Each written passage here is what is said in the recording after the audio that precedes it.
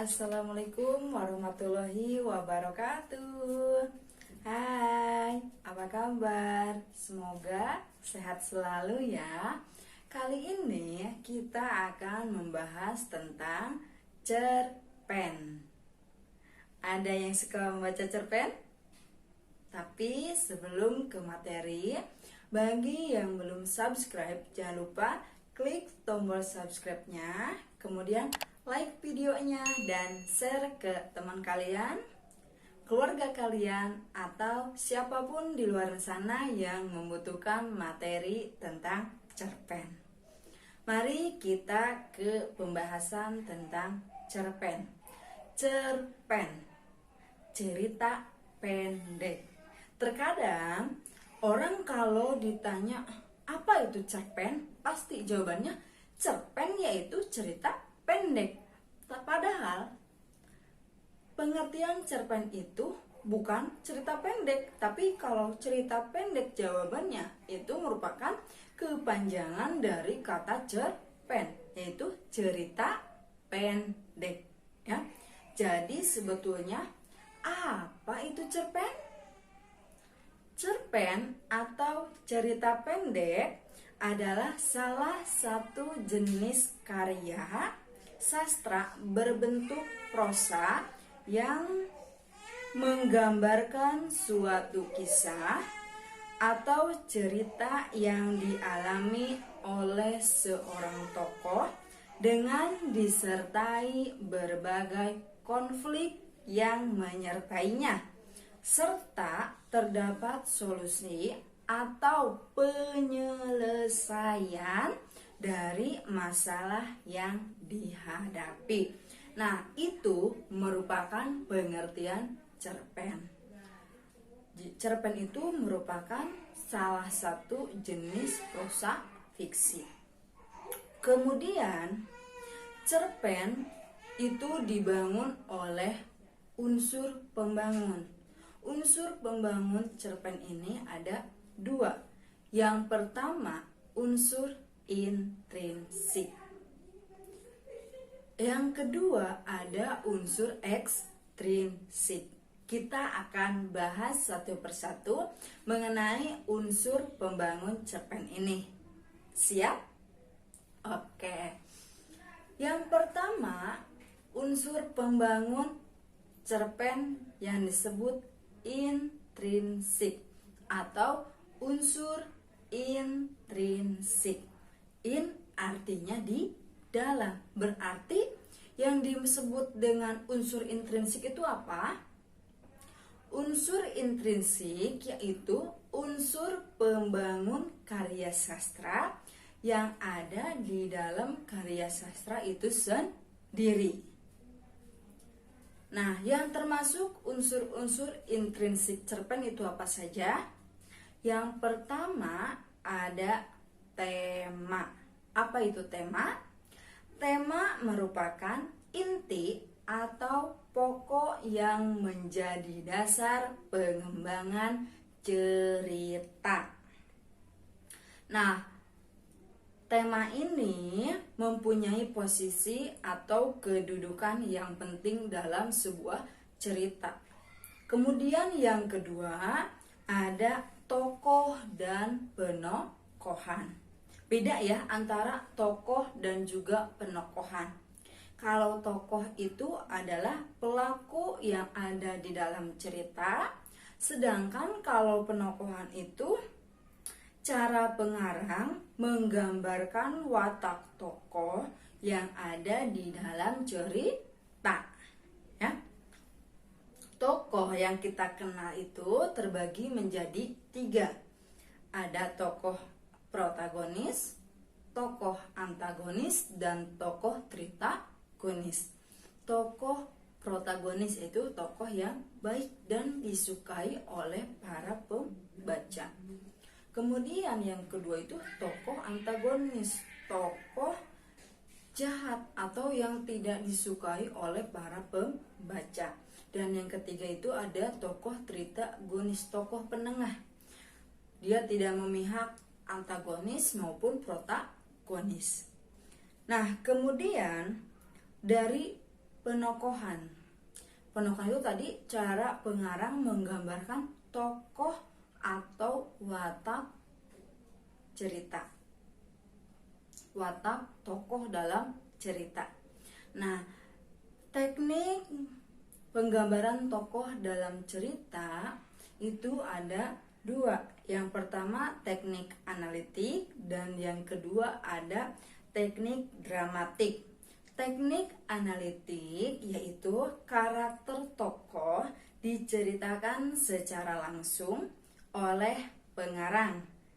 Yang kedua, tokoh dramatik yaitu karakter tokoh dikemukakan melalui beberapa cara, yaitu dari penggambaran fisik dan perilaku tokoh, kemudian lingkungan kehidupan tokoh, maupun penggambaran dari tokoh lainnya.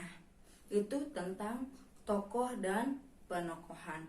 Kemudian yang ketiga itu ada latar. Latar disebut juga dengan setting. Apa itu latar? Latar merupakan penempatan waktu dan tempat beserta lingkungannya dalam prosa fiksi.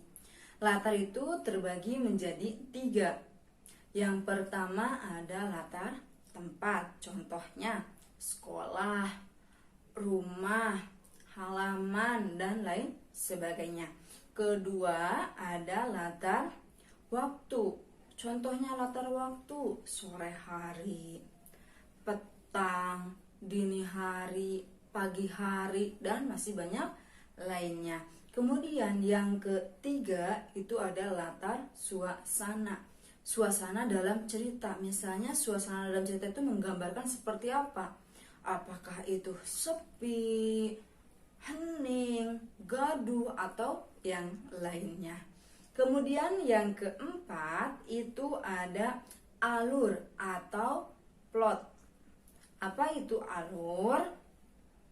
Alur merupakan pola pengembangan cerita yang dibentuk oleh hubungan sebab akibat.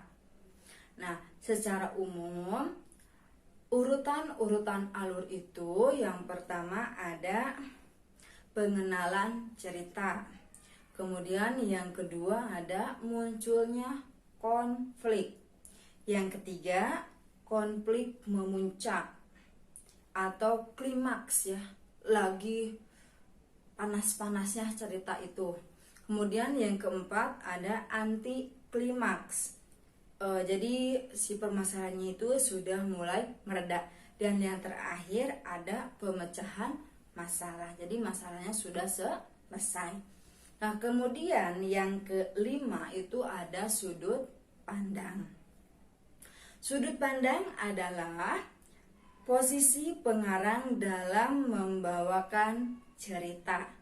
Nah, sudut pandang ini ada sudut pandang orang pertama, pelaku utama. Kemudian ada sudut pandang orang pertama, pelaku sampingan. Kemudian yang ketiga ada sudut pandang orang serba tahu. Kemudian yang keempat ada sudut pandang orang ketiga sebagai pengamat. Kemudian yang keenam, itu ada amanat atau pesan ya. Amanat itu merupakan ajaran moral atau pesan yang hendak disampaikan pengarang kepada pembaca melalui karyanya.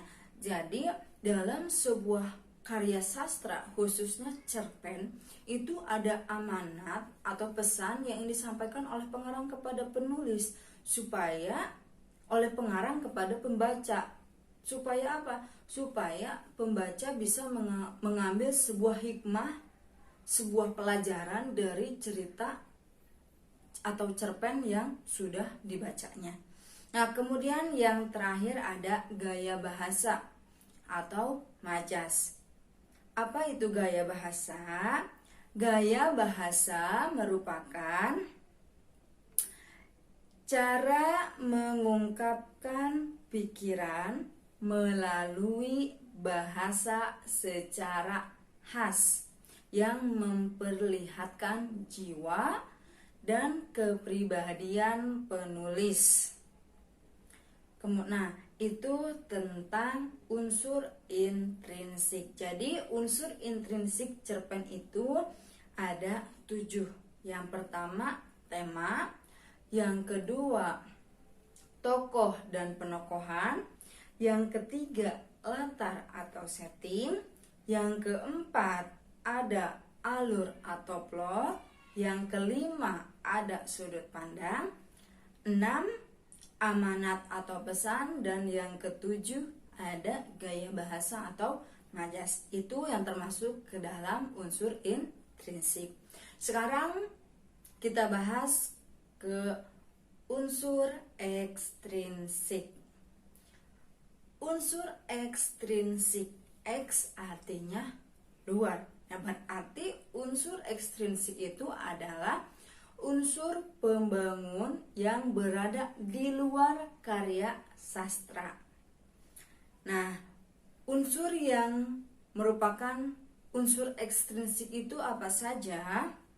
Berarti yang tidak ada kaitannya dengan cerita, yang tidak ada kaitannya dengan novel yang berada di luar, ya. Contohnya itu apa saja? Misalnya latar belakang penulis.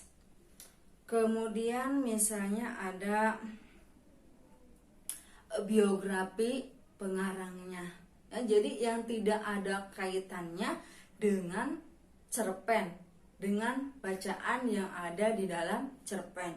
Itu unsur ekstrinsik. Jadi sudah dapat dipahami ya perbedaan antara unsur ekstrinsik dan juga intrinsik. Nah, semoga setelah menonton video ini kalian bisa lebih paham tentang cerpen. Ya, terima kasih. Assalamualaikum warahmatullahi wabarakatuh.